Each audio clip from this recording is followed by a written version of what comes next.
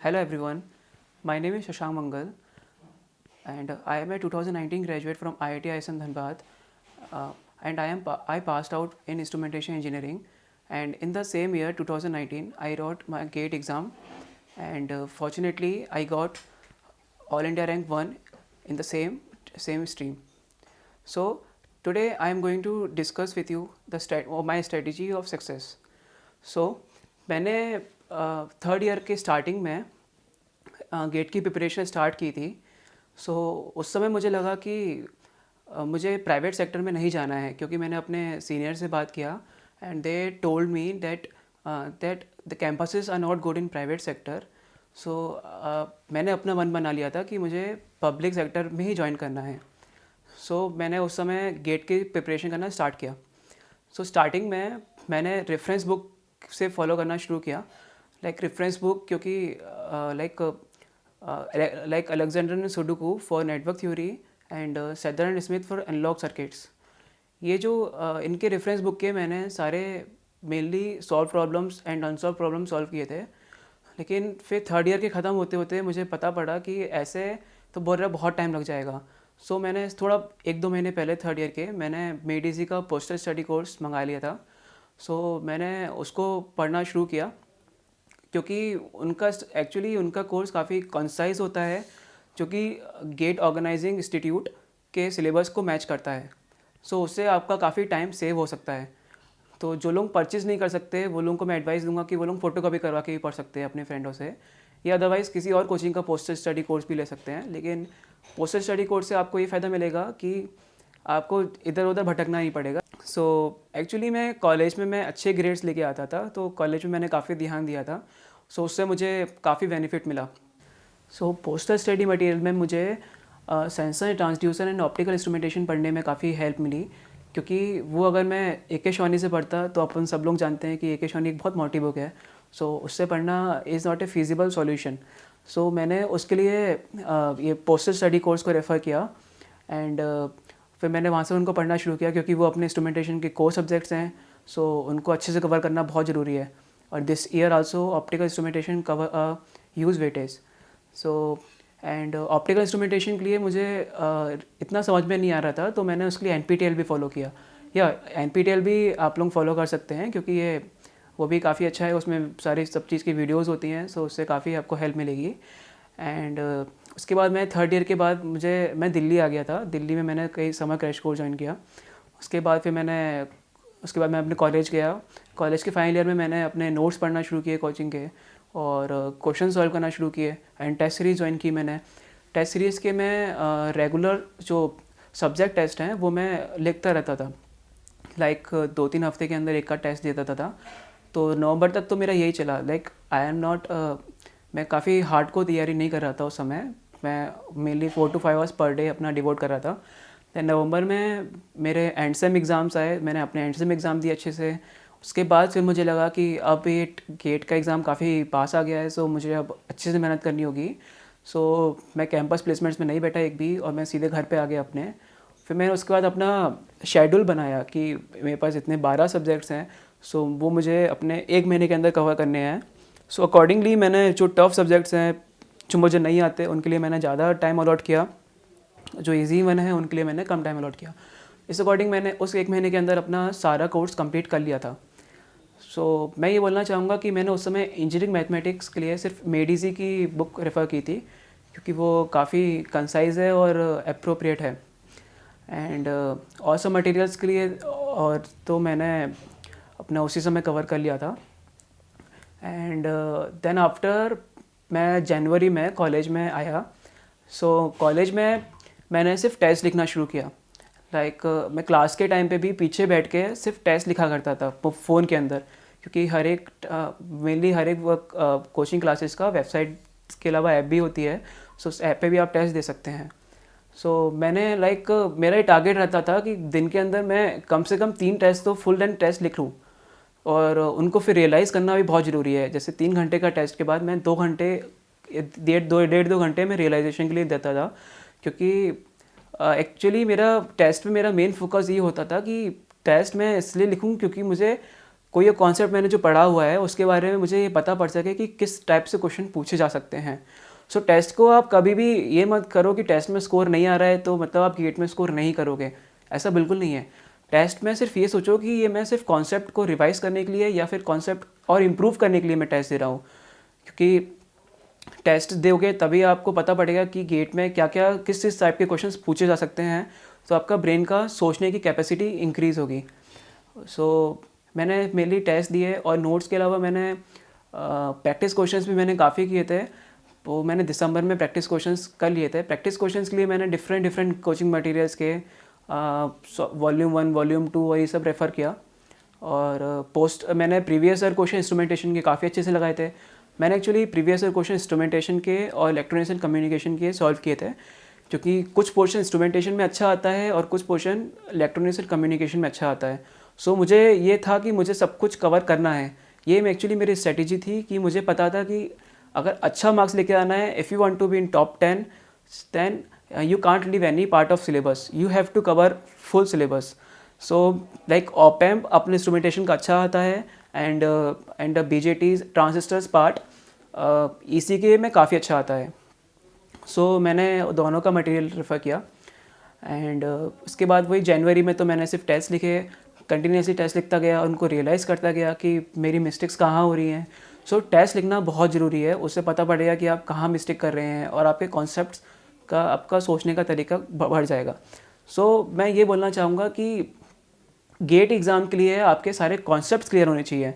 कोई भी एक सब्जेक्ट है उसके ऊपर अगर आपको लगता है कि आपको सारे कॉन्सेप्ट्स क्लियर हैं तो आप डेफिनेटली क्वेश्चंस कर लेंगे, क्योंकि इस साल गेट के एग्ज़ाम में मैंने ये देखा कि मेनली कॉन्सेप्ट बेस्ड क्वेश्चन थे, एक भी कोई लेंथी सॉल्यूशन बेस्ड क्वेश्चन नहीं था।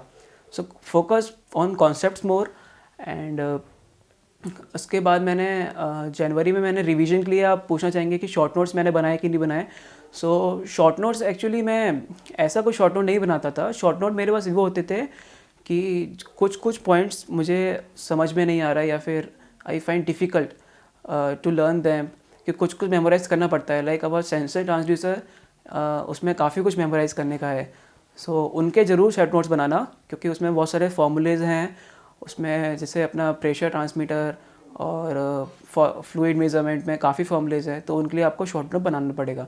तो शॉर्ट नोट्स मेनली अगर फॉर्मूलेज के लिए बनाओ तो काफ़ी अच्छा है। एक्चुअली मेडीसी की इंस्ट्रूमेंटेशन की हैंडबुक भी आती है, उसमें सारे फॉर्मूलेज लिखे रहते हैं। सो वो परचेज़ कर लेना, वो आपके लिए काफ़ी बेनिफिशियल होगी। बहुत से लोग पूछना चाहते होंगे कि मैंने फाइनल ईयर में रहते हुए ये गेट का एग्ज़ाम कैसे क्रैक किया, मेरी क्या और मैंने अपना टाइम कैसे डिवोटेड किया साथ में कॉलेज की पढ़ाई के साथ साथ, और इसमें गेट की प्रिपरेशन के लिए कैसे टाइम डिवोट किया। सो मैं उन लोगों को बताना चाहूँगा कि कॉलेज में मैंने कॉलेज की पढ़ाई सिर्फ आखिरी टाइम पे करता था, उसके अलावा फुल टाइम पे मैं गेट के ऊपर फोकस करता था। एंड मेरे फाइनल ईयर प्रोजेक्ट के लिए जो मेंटर सर थे वो भी उनने बोला कि पहले अच्छे से गेट का एग्ज़ाम लिखो, उसके बाद प्रोजेक्ट पे ध्यान देना। तो मैंने प्रोजेक्ट पे ज़्यादा ध्यान नहीं दिया था, सो इसलिए मुझे काफ़ी टाइम मिल गया था। एंड जो लोग सेल्फ स्टडी कर रहे हैं, मैं उन लोगों को बताना चाहूँगा कि सेल्फ स्टडी करने के लिए क्या है, आपका सारे नोट्स जो भी हैं वो नवंबर फाइनल ईयर में अगर आप प्रिपरेशन कर रहे हैं तो नवंबर से पहले कंप्लीट हो जाना चाहिए। लाइक फॉर एग्जांपल अगर आपने इतना मोटा कोई नोट बनाया है आपका, सो उसके बाद आपकी स्ट्रैटेजी होगी कि दिसंबर तक दिसंबर में जो नोट्स हैं उनको रिवीजन करना होगा, क्योंकि आप ज़्यादा चीज़ भूल चुके होंगे। सो नोट्स को रिवीजन करने के साथ आप टेस्ट सीरीज़ भी देना है, तो नोट्स को रिवीजन करने में आप कोशिश कीजिए कि आपको स्टार्टिंग में अगर 3 दिन लग रहे हैं रिवीजन करने में दिसंबर के महीने में, तो धीरे धीरे जनवरी आते आते वो आपका रिवीजन का पार्ट है वो कम होता जाए। लाइक फॉर एग्जांपल पहले आपको 3 दिन लग रहे थे रिवीजन करने में, तो फिर जनवरी में आपको 1 दिन लगना चाहिए। तो 1 दिन में ऐसे करते करते 12 सब्जेक्ट हैं, तो आप 12 सब्जेक्ट को 12 दिन के अंदर कंप्लीट कर सकते हैं। लाइक एक दिन में अगर आप 5 से 6 घंटे डिवोट करोगे तो आपको एक सब्जेक्ट रिवीजन होना चाहिए जनवरी के महीने में। फिर धीरे धीरे करते करते वो टाइम और कम होना चाहिए, तो धीरे धीरे कम करते करते ऐसा हो जाए कि आप 1 घंटे के अंदर आप पूरा एक नोट आप रिवीजन कर पा रहे हैं। क्योंकि नोट्स रिवीजन करना बहुत ज़रूरी है, क्योंकि गेट कुछ भी पूछ सकता है। कोई गेट का एग्ज़ाम कोई प्रेडिक्टेबल नहीं होता, वो मेनली थ्योरी बेस्ड क्वेश्चन भी पूछ सकता है। सो उसके लिए आपको कुछ चीज़ें याद भी होनी चाहिए। सो मैंने यही स्ट्रेटेजी फॉलो की थी। मेरा ये टारगेट था कि गेट का एग्ज़ाम मेरा 3 फ़ेब को था। So like 31 January and 1 Feb को इन 2 दिनों में मेरा सारा रिवीजन कंप्लीट हो जाना चाहिए। मतलब मुझे नोट्स इतने अच्छे से आ जाने चाहिए कि मैं 2 दिन के अंदर सारा रिवीजन कंप्लीट कर पाऊँ। तो मेरी ये स्ट्रैटेजी थी कि नोट्स का मैंने अच्छे से रिवीजन किया। और नोट्स मेकिंग के लिए आप ऑनलाइन बहुत सारे प्लेटफॉर्म्स अवेलेबल हैं, वहाँ से नोट्स मेक कर सकते हैं खुद से, या फिर रेफरेंस बुक से पढ़ के भी आप नोट्स बना सकते हैं। एंड रेफरेंस बुक्स में एक्चुअली मटेरियल बहुत होता है, तो उसका प्रेस्क्राइब्ड पता करने के लिए आप गेट ऑर्गेनाइजिंग इंस्टीट्यूट की वेबसाइट पर जाके सिलेबस एकदम पता करिए, उसके टॉपिक्स हैं वो पता करिए क्या क्या पढ़ना होगा। देन उसके नोट्स बनाइए, उसके क्वेश्चंस को प्रैक्टिस करना शुरू कीजिए उस चीज़ के ऊपर। और टेस्ट सीरीज़ लिखिए, टेस्ट सीरीज़ में उस क्वेश्चंस के ऊपर काफ़ी डिफरेंट टाइप के पैटर्न्स आपको मिल जाएंगे। तो हर एक चीज़ को रियलाइज़ करो। एंड उनमें जो डिफ़िकल्ट क्वेश्चंस हैं जो आप फर्स्ट टाइम पे क्रैक नहीं कर पाए, उसके लिए आप शॉर्ट नोट में मैं एडवाइस करूँगा, या तो फिर कंप्यूटर स्क्रीन पे स्क्रीनशॉट लेके उस चीज़ का क्वेश्चन का अपने कंप्यूटर में सेव कर लो। और जब भी फ्री टाइम मिले उस क्वेश्चन को एक बार ग्लैंस करके देखो कि मुझे ये फर्स्ट टाइम में क्यों क्रैक नहीं किया था, ठीक है। और एक्यूरेसी की बात की जाए तो यार एक्यूरेसी के लिए कोशिश करो कि तुम्हारी गलती क्यों हो रही है, कोई गलती नहीं होनी चाहिए। एग्ज़ाम टाइम पे एकदम फोकस रह के पेपर दो। और मेनली आखिरी के जो आप ऑनलाइन मॉक टेस्ट देंगे, जो आखिरी के जो गेट के मॉक टेस्ट होते हैं वो मैटर करता है। जो आप दोगे लाइक 15 जन के बाद ही देना चाहिए वो चीज़, 15 जन से 3 फेब के पहले। सो उसमें आपका स्कोर मैटर करता है। उसमें आपकी देखना कि आपकी स्पीड अच्छी होनी चाहिए और गलतियाँ बिल्कुल नहीं होनी चाहिए। स्पीड इंक्रीज़ करने के लिए मैं आपको ये एडवाइस दूंगा कि स्पीड अगर आपकी बेकार है, इसका मतलब ये हुआ कि जो टेस्ट सीरीज़ में जो सॉल्यूशन दिया हुआ है वो सॉल्यूशन अगर आप प्रेफर नहीं कर रहे हैं, कुछ और लेंथी सॉल्यूशन प्रेफर कर रहे हैं, तभी आपको उस क्वेश्चन को क्रैक करने में काफ़ी टाइम लग रहा है। सो मैं एडवाइस दूंगा कि अपनी गलतियों को सुधारो, टेस्ट सीरीज़ के सॉल्यूशंस को देखो, अच्छे से रियलाइज़ करो। या कुछ क्वेश्चंस बहुत डिफ़िकल्ट होते हैं, उनको सॉल्यूशन पढ़ने के बाद भी समझ में नहीं आते हैं, सो उनको मेमोराइज़ भी थोड़ा थोड़ा करो कि अगर गेट में इस टाइप के क्वेश्चंस को आएगा कॉन्सेप्ट तो मैं सीधे क्रैक कर पाऊँ। उससे आपको कॉन्फिडेंस मिलेगा कि मुझे काफ़ी सारी चीज़ें ऑलरेडी आती हैं। सो इन द एंड मैं काफ़ी लोगों को ये डाउट होगा कि गेट की प्रिपरेशन के टाइम पे खुद को मोटिवेटेड कैसे रखा जाए। सो मोटिवेशन के लिए मैं अपने पेरेंट्स की हेल्प लेता था, क्योंकि मेरे पापा मम्मी मुझको काफ़ी मोटिवेट करते हैं। एंड अपार्ट फ्रॉम दैट मुझे जब बोर होता था तो मुझे म्यूज़िक सुनना काफ़ी पसंद है और मुझे मूवीज़ देखना भी पसंद है, लेकिन मैंने गेट के टाइम पे तो मूवीज़ छोड़ दी थी। और म्यूज़िक सुनने से काफ़ी फ्रेश माइंड होता है, तो म्यूज़िक सुन सकते हैं आप।